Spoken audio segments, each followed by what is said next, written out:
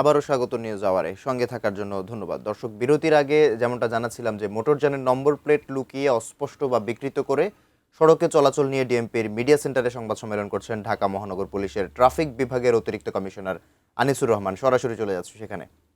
মতো এটাই তো চাই যে আমাদের সড়কগুলোতে শৃঙ্খলা ফিরে আসুক, কিন্তু এই সড়কের এই এআইকে ফাঁকি দেওয়ার ক্ষেত্রে যে এই অভিনব যে পদ্ধতি, এগুলোর ক্ষেত্রে সাধারণ মানুষের কাছে সুস্পষ্টভাবে একটা মেসেজ যাওয়া প্রয়োজন। সেটা হচ্ছে যে এটা আসলে কাজটা ঠিক হয়নি।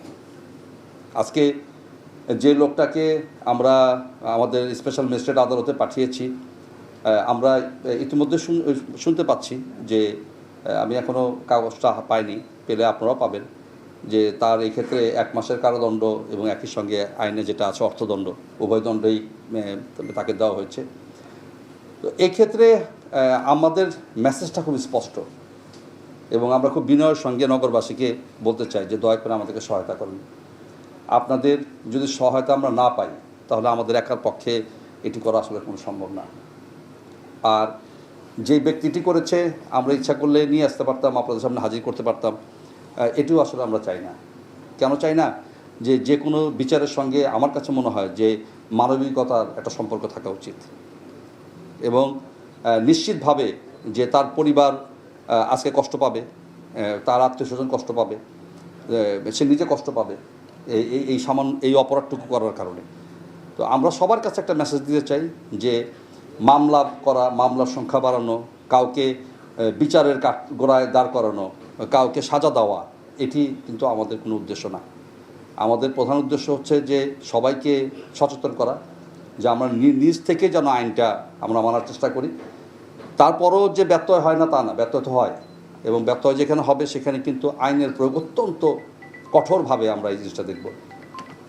আমরা দেখেছেন আমাদের যারা কাজ করে আমাদের সবাইকে আমাদেরকে একটা ইনস্ট্রাকশন দেওয়া হচ্ছে যে আমরা সর্বোচ্চ ভালো ব্যবহার করব মানুষের সঙ্গে, সর্বোচ্চ যেটা করা সম্ভব আমরা ইনস্ট্রাকশন দিয়েছি। সবাই হয়তো ওটা ফলো করে না বা সবাই পারবে না, কিন্তু আমরা সর্বোচ্চ ভালো ব্যবহারটা করব, কিন্তু আইন প্রয়োগের ক্ষেত্রেও আমরা সর্বোচ্চ কঠিনটাই থাকব। তো সেইভাবে আমাদের যাত্রাটা মাত্র শুরু হয়েছে, নতুন একটা প্রযুক্তি এসছে, মানুষ অনেক চেষ্টা করবে অনেক কিছু করার জন্য, কিন্তু আমরা সার্বিকভাবে সব কিছু সহায়তা চাই। আর আমি ভীষণভাবে কৃতজ্ঞ আমাদের ডিএমপির যে সিটিটিসি রয়েছে, আমার পাশে বসা যে আছে সে সিটিটিসি রাকিব, অত্যন্ত দক্ষ একজন অফিসার, খুব ভালো একজন অফিসার। মূলত সেই পুরো কাজটা করেছে, খুব অক্লান্ত পরিশ্রম করেছে।